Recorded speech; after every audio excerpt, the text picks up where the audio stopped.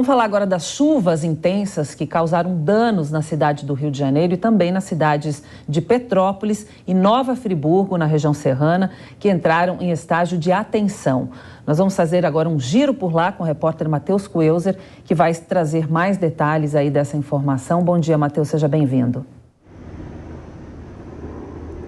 Oi, Cláudia, bom dia para você, a todos que nos acompanham aqui no Jornal da Manhã. Infelizmente, mais uma vez a gente tem que falar dessa situação das fortes chuvas aqui no estado do Rio de Janeiro. A gente começa falando de Petrópolis, na região serrana, onde as fortes chuvas voltaram, viu?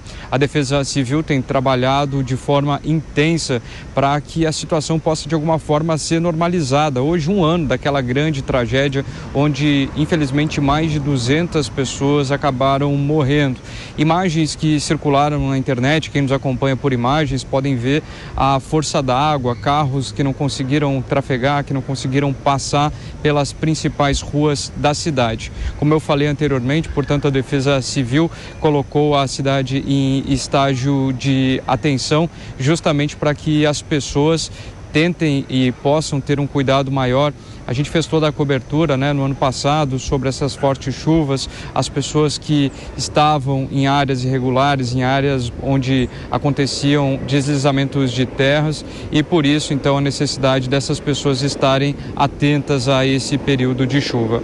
A gente fala também sobre a situação na região metropolitana do Rio de Janeiro. Em São Gonçalo, infelizmente, uma mulher acabou perdendo a vida depois do deslizamento de terra que atingiu a casa dela. Outras pessoas ainda seguem desaparecidas e a Defesa Civil também tem trabalhado de forma incessante para tentar normalizar a situação, assim como em Nova Friburgo. Aqui no Rio de Janeiro, Cláudio, eu diria que essas fortes chuvas de verão estão sendo bem atípicas em relação ao verão passado. Tem chovido bastante nos últimos dias, já choveu o que era previsto para todo o mês de fevereiro e ainda há previsão de chuva aqui para a capital fluminense. Nessa madrugada choveu bastante, os pontos mais afetados são na Zona Norte, no bairro da Tijuca se teve bolsões d'água e também na Zona Oeste do Rio de Janeiro. Como na semana passada a gente teve esse registro onde foi colocado, exposto nas redes sociais também a dificuldade dos motoristas e também a água que invadiu também diversas casas, adentrou as casas e também alguns postos de saúde, o que obviamente atrapalhou a vida do carioca. Aqui no Rio de Janeiro também se tem um trabalho intenso, as sirenes foram acionadas, principalmente nas áreas de comunidades, nas favelas, para que essas pessoas também fiquem atentas às fortes chuvas. A previsão, portanto, é de mais chuva, infelizmente, aqui para a região. Inclusive, a gente vinha falando ontem, sobre todas as tratativas em relação ao carnaval. Não se descarta a possibilidade de chuva também, e essa é a realidade aqui do Rio de Janeiro em relação à condição climática. A gente vai continuar acompanhando o que pode acontecer e torcer para que tragédias não aconteçam mais como essas últimas que a gente tem registrado. Só mais uma última informação também hoje pela manhã, transtornos aqui no BRT e também no transporte circular. A gente sabe que as pessoas dependem desses transportes para se deslocar para o trabalho, para ir para casa, voltar para casa, e infelizmente muitas vezes com esses bolsões d'água que se formam, há atraso em diversos ramais, tanto dos ônibus circulares, BRT e também nos trens da Supervia. Cláudio. Obrigada aí, Matheus, pelas suas informações. A gente volta a conversar contigo mais tarde. Bom, agora continuamos falando aí sobre essa tragédia de Petrópolis, A gente vê as chuvas agora também na região serrana e a tragédia do ano passado completa um ano. O temporal deixou 241 mortes e muita destruição na cidade da região serrana do Rio de Janeiro. Para tratar desse assunto, de um ano da reconstrução, o Jornal da Manhã, segunda edição, recebe agora o prefeito de Petrópolis, Rubens Bom Tempo. Muito bem-vindo, prefeito. Um bom dia para o senhor. Bom dia, é um prazer poder falar com vocês. Um dia difícil para todos nós, um dia de lembrança, de memória e, sobretudo, de fortalecimento na nossa história, para que a gente possa ter força para continuar reconstruindo a nossa história e a nossa cidade. Dias difíceis por aí, prefeito? Faz um ano aí que essa tragédia aconteceu. Como estão as unidades prometidas para as vítimas de 2011 ainda pelo programa Casa da Gente, do governo do estado? Também gostaria de saber se há futuros projetos aí para as vítimas de 2022. Veja bem, acho que todo mundo viu o tamanho da tragédia que Petrópolis foi vítima, né? Uma chuva muito intensa e deixou um rastro de destruição muito grande. Então, o governo do estado, num primeiro momento, assumiu algumas obras, o município, né, se encontrava numa situação financeira muito difícil e a gente conseguiu um empréstimo junto à Caixa Econômica da ordem mais ou menos de 100 milhões de reais no segundo semestre, que permitiu a gente fazer, né, a contratação de projetos básicos, projetos executivos e iniciar as obras, principalmente no Morro da Oficina, que é a área mais atingida. Também, junto com o governo do estado, a gente conseguiu desencadear o aluguel social para 4 mil famílias, tirando essas pessoas das áreas de risco, e a gente tenta, de todas as maneiras, e tem muita esperança, junto ao novo governo federal, que a gente consiga retomar a conversa para que a gente possa fazer realmente as unidades habitacionais no sentido de poder privilegiar, né, as pessoas que vivem em áreas de risco, porque essa é a nossa realidade. Petrópolis tem aproximadamente 15 mil famílias que vivem em áreas de risco. Prefeito, a pergunta agora é do nosso comentarista aqui da Jovem Pan, o Diogo Schelp. Prefeito, bom dia. Prefeito, em relação ao aluguel social, o Tribunal de Contas do Estado identificou que 126 funcionários públicos, a maioria funcionários da Prefeitura, receberam o aluguel social, muitas vezes indevidamente, já que alguns deles tinham um salário de até 14 mil reais, e aí um limite para receber o aluguel social, que, se não me engano, é da ordem de R$3.900 reais. Eu gostaria de saber se essa situação foi regularizada e se aqueles que receberam irregularmente esse aluguel social se terão que ressarcir o dinheiro. Diogo, a sua pergunta realmente é pertinente, porque, afinal de contas, né, o governo do estado fez um decreto logo após as chuvas, né, incluindo todas as vítimas das chuvas de 2022 no aluguel social do estado. E nós, né, percebemos que ali era carregado por uma resolução em vigor naquela data, onde que beneficiava as pessoas que recebiam até 5 salários mínimos. E tanto o governo do estado como o próprio governo municipal, né, fez todos os cadastramentos e todos os aluguéis, levando em consideração a faixa salarial de até 5 salários mínimos. Foi isso que nós fizemos. E depois, já em março, final de março, fomos surpreendidos com uma nova resolução que limitava em 3 salários mínimos as vítimas das chuvas de Petrópolis. Então foi feita ali uma comissão tripartite formada pelo Estado, município, moradores e totalmente supervisionada pelo próprio Ministério Público, que chegamos à conclusão que era impossível voltar atrás e tirar esse direito das famílias que já estavam, inclusive, morando no aluguel social e que ganhavam entre 3 e 5 salários mínimos. Então, nós fizemos ali uma ata, e essa ata foi colocada publicamente com a anuência do Ministério Público para poder incluir as pessoas que recebiam até 5 salários mínimos. Como é do conhecimento de todos, para que você possa ter direito ao aluguel social, tem que participar do cadastro único. E para participar do cadastro único, né, as pessoas têm que se declarar, autodeclarar insuficientes e no limite que diz que a pessoa não tem condições de poder suportar o aluguel. E aí teve alguns servidores que ganhavam acima de 5 salários mínimos que burlaram, inclusive, o próprio formulário. E com isso eles foram afastados, aberto sindicância imediatamente, não tem nem o que ver, né? E a gente vai ser muito rígido em relação a isso, porque a gente não pode conviver com uma posição de um servidor público, né, que acaba, de alguma forma, produzindo um documento falso, né, para poder se beneficiar de um benefício eventual como esse. Jamais. Prefeito, a pergunta agora é da Paula Nobre, que todos os dias traz a previsão do tempo aqui para a gente no Jornal da Manhã, segunda edição. Prefeito, tudo bem? Bom dia para você, obrigada pela participação.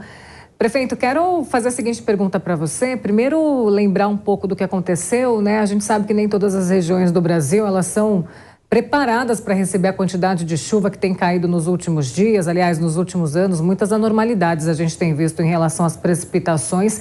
E só em 24 horas no ano passado, justamente no dia do desastre em Petrópolis, choveu pelo menos 500 milímetros, né? Uma chuva completamente anormal.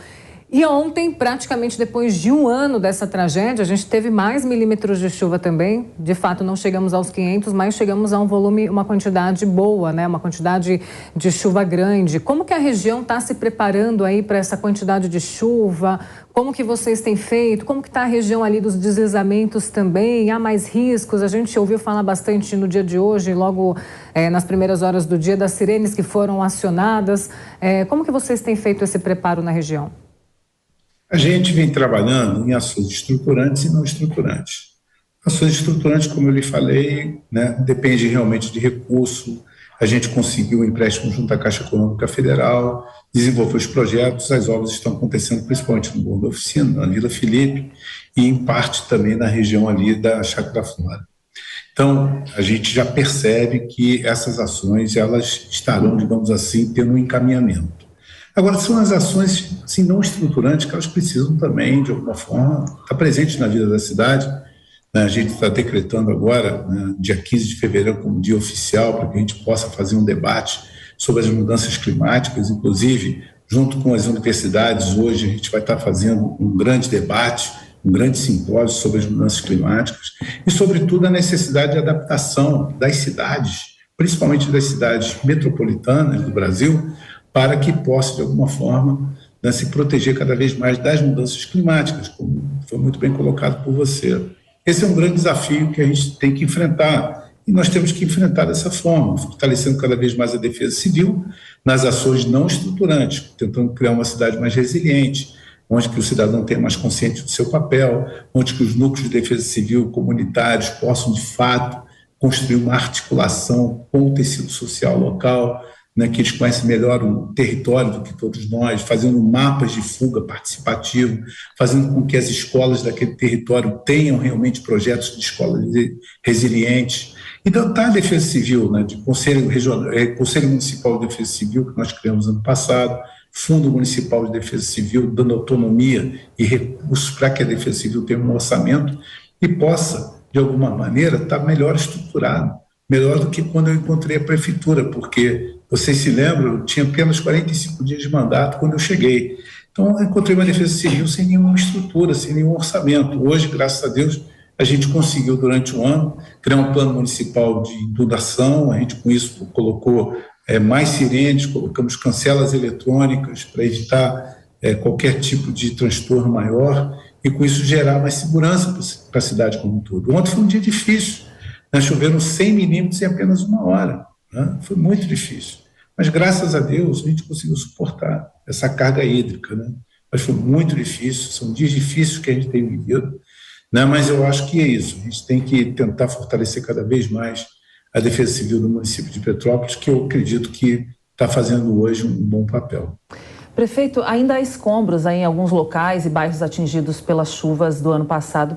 Gostaria de saber por que ainda não foi feita a limpeza total desses bairros e também se já houve alguma resposta sobre 2 vítimas que morreram na tragédia do ano passado. Se já houve alguma resposta, já se sabe alguma notícia dessa situação? Veja bem, a gente preferiu, até mesmo para que a gente tivesse assim, mais agilidade, dividir as obras, principalmente ali no Morro da Oficina, em 3 lotes, porque senão demoraria demais fazer um projeto básico único para toda a região, porque é uma região muito grande. Então, com isso, a gente dividiu em 3 lotes. O lote 1 já foi licitado, a obra já está acontecendo nesse momento.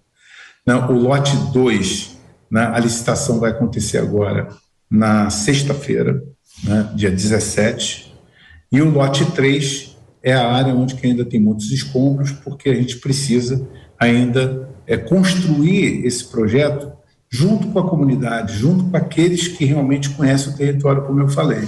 Então, todos esses, digamos assim, todas essas obras de reconstrução do Morro da Oficina estão sendo feitas também de forma participativa. Então, o lote 3 é onde que tem realmente os escombros, e é verdade, né? Em breve, nós já teremos também um projeto validado e legitimado pelas pessoas que lá moram, para que a gente possa também colocar em licitação e fazer a obra. E a obra, para garantir que as pessoas que fiquem, né, na cota baixa possam viver com segurança. Então, é muito importante a gente estar fazendo essa discussão de forma transparente, né, junto com a comunidade, porque é a única maneira que tem da gente conseguir avançar nesse debate das cidades, né? Não existe outra maneira. Só através do diálogo você vai conseguir resolver esses grandes problemas que se acumularam durante anos e anos e anos. Então, é muito importante a gente ter essa percepção que, se você consegue restabelecer o diálogo, né, a confiança na máquina pública, no ente público, e ele possa realmente estar cumprindo o seu papel institucional, a gente passa a ter a população como uma contribuição muito grande para que a gente possa dar um encaminhamento às soluções que são necessárias. Diogo, temos um tempo para uma última pergunta sua. Prefeito, no ano passado, depois da tragédia, veio à tona o fato de que uma empresa de engenharia havia feito um estudo justamente sobre as áreas de risco de Petrópolis, mostrando que mais de 20% estava em áreas de risco e que isso era de conhecimento desde 2017. E, segundo as críticas feitas na época, que o poder público, ou as autoridades em geral, não haviam se preocupado com isso ou tomado iniciativas a respeito disso. O quanto isso é verdade e quais são as lições que ficam de toda essa história? Em primeiro lugar, Diogo, é bom lembrar que o Plano Municipal de Redução de Risco, o primeiro da história de Petrópolis, foi feito em 2007, né? E ele foi revalidado em 2017. De lá para cá, né, muita coisa foi feita, né? Inclusive, foi feito um plano de aceleramento do crescimento, né, que se chamou PAC Encosta, de 2013 a 2016, quando eu fui prefeito.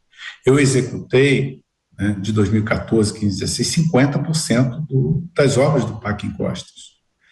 E, infelizmente, esse projeto, né, esse programa, ele só foi executado 5% nos últimos 5 anos, antes de eu assumir a prefeitura. Então, né, cabe a gente fazer essa reflexão. Fazer um novo plano municipal de redução de riscos dentro da nova geologia e da nova geografia que se apresentou após o desastre.